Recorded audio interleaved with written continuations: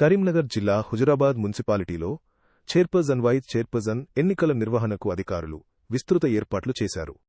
ఈ రోజు నూతనంగా ఎన్నికైన కౌన్సిలర్లు సమావేశానికి హాజరై తమలో ఒకరిని చైర్పర్సన్ గా మరొకరిని వైస్ చైర్పర్సన్గా ఎన్నుకోనున్నారు. మున్సిపల్ ఎన్నికల్లో కాంగ్రెస్కు స్పష్టమైన మెజారిటీ లభించడంతో అధికార పక్షంలో ఉత్సాహం నెలకొంది. ఈసారి చైర్పర్సన్ పదవి ఎస్సీ మహిళకు రిజర్వేషన్ కావడంతో పోటీ మరింత ఉత్కంఠభరితంగా మారింది. చైర్పర్సన్ పదవికి 4 ఆశావహులు తీవ్రంగా ప్రయత్నిస్తున్నట్లు సమాచారం.